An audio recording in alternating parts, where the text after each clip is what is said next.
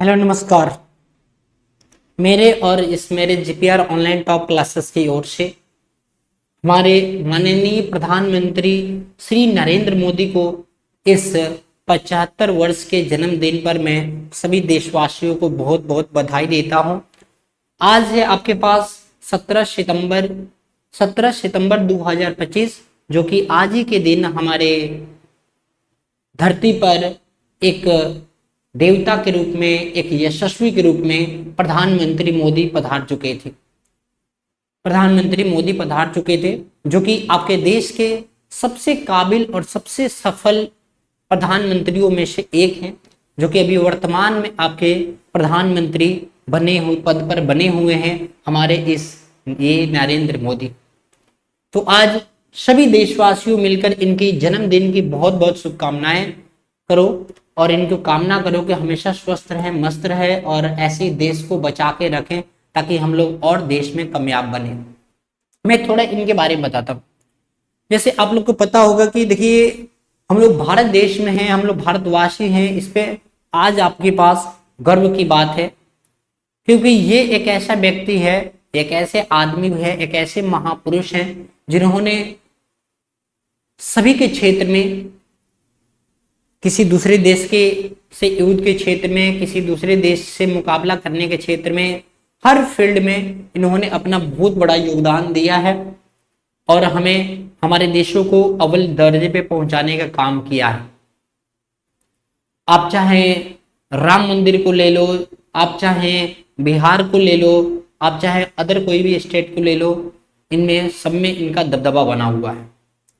क्योंकि देखिए, आज की डेट में आप सुखी संपन्न से रहते हैं, चैन से रह रहे हैं, तो इसके पीछे रीजन है हमारे प्रधानमंत्री मोदी।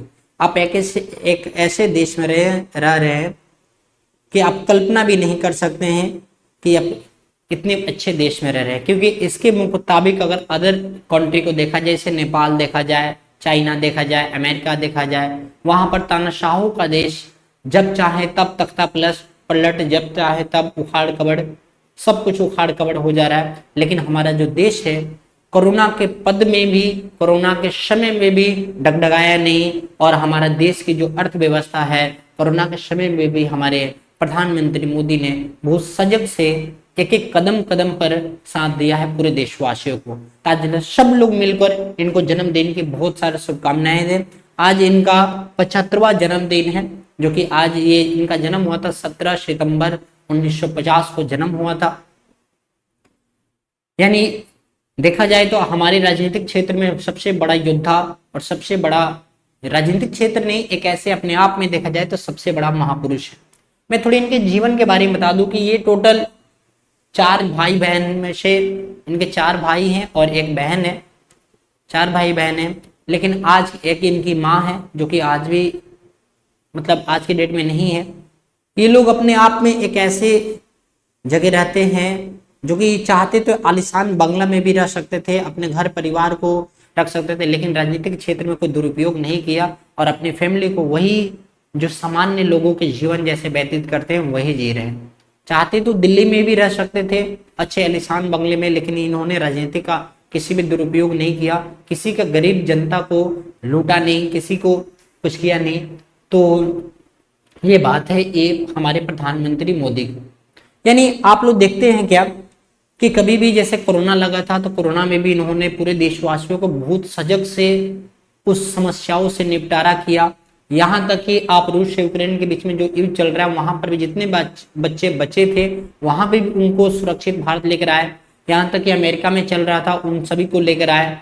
यहाँ तक इजराइल में चल रहा था, उन सभी बच्चों को लेकर आए। यहाँ अभी प्रेजेंट में नेपाल में चल रहा है, उन सभी बच्चों को लेकर आए।